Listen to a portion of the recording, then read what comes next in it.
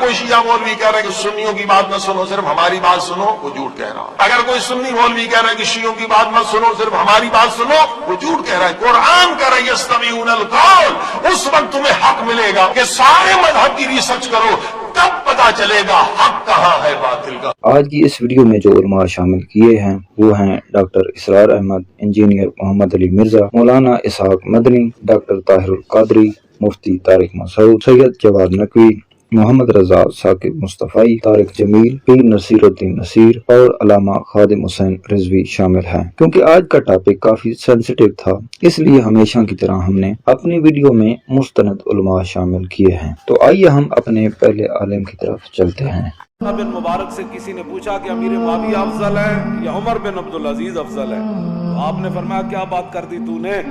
امیر معاویہ نے جو حضور کی حمایت میں گھوڑا دوڑایا نا، اس گھوڑے کے ناک میں جو مٹی داخل ہوئی نا، عمر بن عبدالعزیز تو اس کا مقابلہ بھی نہیں کر سکتا۔ میں معاویہ بن ابی سفیان، مغیرہ ابن شعبہ، عمر ابن عاص، بسر بن ارطاہ رضی اللہ عنہم اجمعین کو اس حوالے سے صرف عزت کرتا ہوں کہ وہ اصحاب ہیں، باقی جو ان کے اعمال ہیں وہ اللہ کو خود جواب دہ ہے۔ میں لعنت کا قائل نہیں ہوں، لیکن ڈنکے کی چوٹ پہ بخاری و مسلم کے حدیث کی روشنی میں ان کی غلطیاں بیان کرتا ہوں، جو غلطیاں الحمدللہ میں نے نہیں ہے، نبی صلی اللہ علیہ وسلم نے پہلی پریڈکشن کی تھی کہ انہوں نے امت کم پانا ہے، یہ میں نے نہیں بیان کی ہے، نبی صلی اللہ علیہ وسلم اور میں عمار کو باغی جماعت قتل کرے گی، وہ اللہ کی طرف بلائے گا، وہ دوزخ کی طرف بلائے گی۔ صحیح بخاری 2812 2818۔ یہ نبی صلی اللہ علیہ وسلم کو کوئی ٹیچ کرنا چاہتا ہے کہ تم نے کیوں یہ نعوذ باللہ من ذالک گستاخی کی ہے اصحاب کی، یہ بات کہہ کے کہ باغی جماعت دوزخ کی طرف بلانے والی۔ اپنے ایمان کی فکر کریں، اس پارٹی کو بچانے کی خاطر کہ اپنا ایمان ہی نہ گواہ بیٹھنا۔ اور حضرت امیر معاویہ کون ہے؟ وہ خود ایک صحابی رسول ہے کہ حضرت معاویہ رضی اللہ تعالیٰ عنہ کی ایک ہمشیرہ ام حبیبہ رضی اللہ تعالیٰ عنہ حضور کے ازواج مطہرات میں سے، جو کاتبین وحی جو حضور نے مقرر کیے تھے ان میں سے ایک حضرت معاویہ بھی ہے۔ پھر حضرت معاویہ کے لیے حضور کی دعا ہمیں ملتی ہے، اللہم اجعلہ ہادیا مہدیا، اے اللہ اسے ہادی ہدایت دینے والا بنا دے اور مہدی بنا دے جو ہدایت یافتہ ہو۔ تو یہ ان کی شان ہے۔ اگر اہل سنت رہنا ہے تو حضرت امیر معاویہ رضی اللہ تعالیٰ عنہ کا منصب فقط یہ ہے کہ نسبت صحابیت کی وجہ سے کف لسان ہے، چپ، تان و تشنیع نہیں کر سکتے، لام تان نہیں کر سکتے، نشانہ تنقید نہیں بنا سکتے، کافر اور فاسق نہیں کر سکتے۔ قتال صفین میں جب جنگ صفین ہو گئی تھی، بغیر شک و شبہ کے حق مولا علی المرتضیٰ کے ساتھ تھا۔ یہ گڈمڈ کرنے کی اجازت نہیں، یہ منافقت اور مداہنت ہے کہ پتہ نہیں حق ادھر تھا یا معلوم نہیں حق ادھر تھا، یا یہ کہنا کہ دونوں طرف صحابہ ہیں، دونوں طرف حق ہے، ہم کچھ نہیں کہہ سکتے۔ نہیں، اتنے فیڈر میں دودھ پینے والے بچے نہ بنو۔ اب صاحب فتح القدیر لکھتے ہیں کہ اس پر دلیل جو متفق علیہ حدیث ہے بخاری مسلم کی کہ آقا نے فرمایا سَتَقْتُلُكَ الْفِئَةُ الْبَاغِيَةُ، عمار تمہیں ایک باغی گروہ قتل کرے گا، شہید کرے گا۔ اب آقا علیہ السلام جس گروہ کو باغی کہہ دیں، دنیا میں کون مسلمان ہے محمد مصطفیٰ کا کلمہ پڑھنے والا جس گروہ کو مصطفیٰ الفئۃ الباغیہ کہہ دے، اس کے بعد وہ ان کے فیضان کے چشمے جاری کرے اور ان کی تقریریں کرے اور ان کے عرسوں کا اعلان کرے؟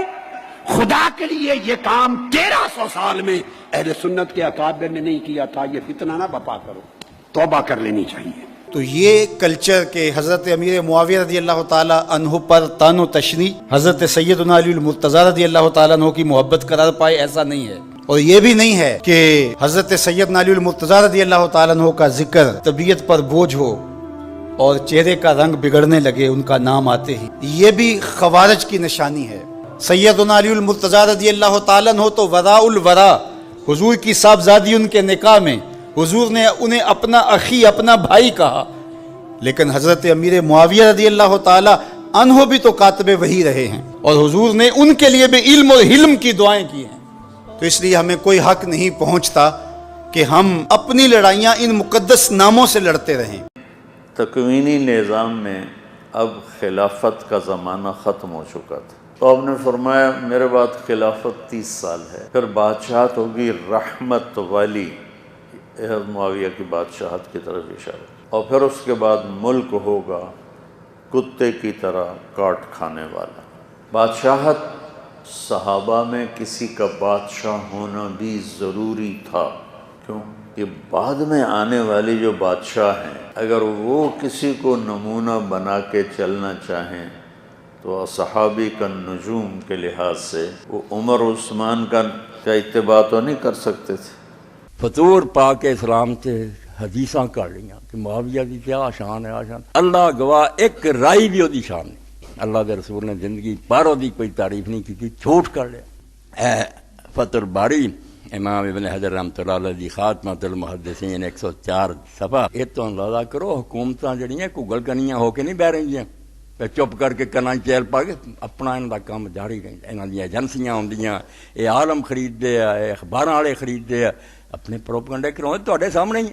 اے گر دی گل پلے بن کہ امام اسحاق میں راہ ہوا جڑا بخاری اور مسلم اور دے پائے لا بندہ وہ کہہ گیا کہ معاویہ دی شان ایک لفظ بھی صحیح نہیں ہے.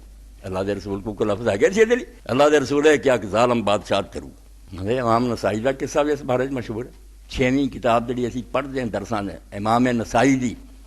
آدھے پتہ نہیں تمہیں کی ہوا کہ وہ شام گئے انہوں نے دیکھا اجے پروپگنڈا انہوں کا باقی ہے. درس دینا شروع کیا علی نو پہچانو تے تنگ آ کے ایک دن تینوں معاویہ دی کوئی شان نہیں آتی. حضرت امام نسائی نے جرت نہ کیا تے جان دیتی. انہیں آخیا وہ برابر چھٹ جائے تو بڑی گل ہے, شانہ لبتے پھرتے بیچارے دے خوشیے پھین تے پیٹ وہ پھاڑتا. امام نسائی شہید کر دے. شیخ الحدیث نے پوچھنا کہ 6واں امام مریا کتنا.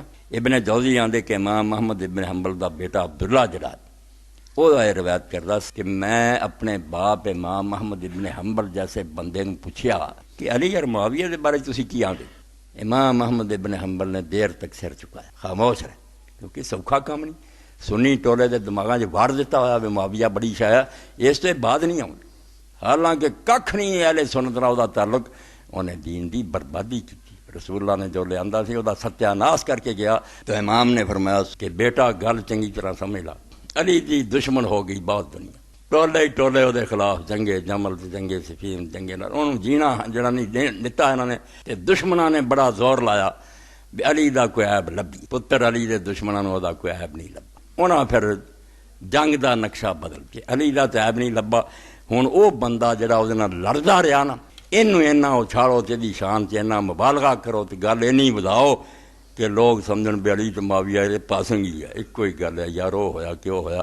ایسے فضائل معاویہ دے کڑے, ایسیاں شاناں کریاں لا اصل لا, جنہاں دی بالکل دین کوئی اصلیت نہیں, جڑی سند دے لحاظ نہ صحیح نہ وہ دے راوی ٹھیک نہ, بالکل جھوٹ.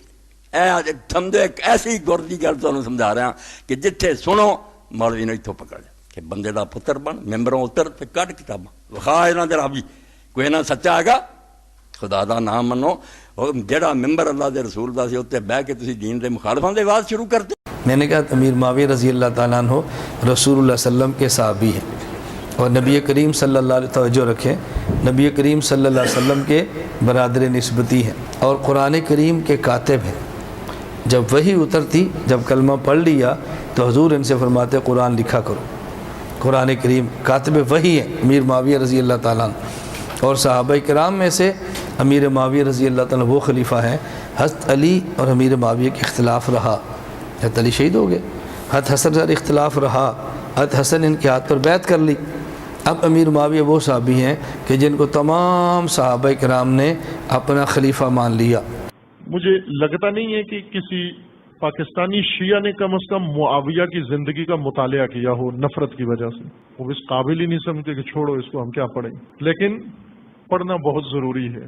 عزیز من, اگر المیہ سمجھنا ہے, اگر آپ نے اس ٹریجڈی کو سمجھنا ہے, کربلا کو سمجھنا ہے, عاشورہ کو سمجھنا ہے, اہل بیت کے ساتھ جو کچھ ہوا اس کو سمجھنا ہے, ان کرداروں کو تاریخ کے آئینے میں جا کر پڑھو. ان سارے کرداروں کو پڑھو جتنے کردار اہل بیت کے مقابلے میں ہیں, اور خصوصاً اس شخصیت کو جس نے رخ بدلا. اس شخصیت کو پڑھے بغیر ٹریجڈی کا اندازہ نہیں ہو سکتا. تجزیہ کریں, تحلیل کریں, کس قسم کے افراد تھے جنہوں نے ائمہ سے امت کو دور کر دیا. یہ معمولی لوگ نہیں تھے, غیر معمولی لوگ تھے. امام سے امت دور کرنا, والی سے رعیت دور کر دینا, امام سے امت کو ہٹا دینا, یہ غیر معمولی کام ہے. یہ ہر آدمی نہیں کر سکتا. آپ ان کی شخصیت کو پڑھیں, किस सलाहियत के मालिक थे और क्या किया इन्होंने, किस मकर से काम लिया, किस फरेब से काम लिया, किस झूठ से काम लिया, किस दगाबाजी से काम लिया, क्या कुछ तारीख को मस्ख किया, इस मकाम तक पहुंचने के लिए एहतमाम क्या किए इन्होंने, कितने उलमा खरीदे, कितने काजी खरीदे, कितने अहले मिंबर खरीदे, कितने कलम खरीदे, कितना उस पर खर्च किया, फिर जाकर कहीं अली को जाके घर बिठा दिया, औलाद अली को घर बिठा दिया, जिंदानों में पहुंचा दिया। जिनको खुदा ने उम्मत की निजात के लिए इमामत का मनसब अता किया था, उन्हें इस हाल में पहुंचा दिया और लोगों को उनसे दूर कर दिया। ये तो तारीख का बहुत अहम बाब है कि एक किताब हजरत इमाम अहमद इब्न हंबल के सामने पेश की गई तो उन्होंने कहा कि अब्दुल्ला ने कहा कि बाबा ये किताब देखें, इनमें बड़ी इनकी तारीफ है बनु उमैया की। तो उन्होंने कहा कि ये जाहिज एक बदसूरत इंसान जो मक्के में था, जो बनु उमैया का हम असर था, जुमला बोलता था तो पता था लगता था कि रसूलुल्लाह की हदीस का टुकड़ा है। उसको बनु उमैया ने पैसे दिए और उनसे जाली हदीसें घड़वाई। हजरत इमाम हंबल ने ये जुमला फरमाया और लिखा हुआ मेरे पास सबूत है, ये सारी उनकी ये घड़वाई है और ये हदीसें जाली घड़वा कर इसको बाद में नकल किया, सारी किताबों ने नकल किया। देखो हजरत मुआविया के बारे में आता है ना कि खुलेआम माज अल्लाह गालियां दिया करते थे। हम तो कहते नहीं दिया करते थे गालियां। सब्बो शतम का माना हमेशा गालियां करना है ही नहीं, इसको हदीस से साबित है ये बात। यही बात अहले बैत के बारे में भी है, या तसाब बानी, सही हदीस में एक दूसरे को क्या कर रहे थे सब। वहां कोई गालियों का तर्जुमा नहीं करता क्योंकि वो अहले बैत का मसला है, ये हजरत मुआविया का मसला है। एक साहब हजरत मुआविया के खिलाफ बहुत बोलते थे। मैंने कहा आप जो हजरत मुआविया पे इतने सारे एतराजात कर रहे हैं, तो इससे तो माज अल्लाह ये मालूम होता है माज अल्लाह के वो फासिक थे क्योंकि अपने जालिम बेटे को हाकिम बनाया, माज अल्लाह शराबी को खलीफा बनाया, दामाद रसूल के खिलाफ जंग लड़ी ख्वाहिशात की बेस पे। वो आदिल हो सकता है? वो तो फासिक हो गया ना माज अल्लाह। लेकिन मैंने कहा तमाम मुहद्दिसीन हजरत मुआविया से हदीसें नकल करते हैं, जबकि फासिक की हदीस नकल करना जायज नहीं है। नकल करेंगे तो ज़ईफ होने का हुक्म लगाया जाएगा, जबकि हजरत मुआविया से मनकूल हदीसें बुखारी और मुस्लिम में भी हैं। तो फौरन मान लेना चाहिए था कि यार मेरा इल्म इमाम बुखारी से ज्यादा नहीं है। इमाम बुखारी हजरत मुआविया को आदिल करार दे के ही तो हदीसें लेकर कर रहे हैं, लेकिन फौरन तावीलात शुरू कर दी। वहां आदिल से एक्चुअली ये मुराद है कि आदिल का मतलब पता नहीं क्या मतलब है, जो यही जानते हैं। यहाँ इस शख्सियत पर कुल 3 नजरियात बताए गए हैं। पहला नजरिया ये है कि वो आदिल सहाबा थे और जितनी भी अहले बैत से जंगें की वो गलत फहमी की बुनियाद पर थीं। इसी तरह वो कातिब वही थे और नबी की उनके बारे में दुआएं भी मिलती हैं।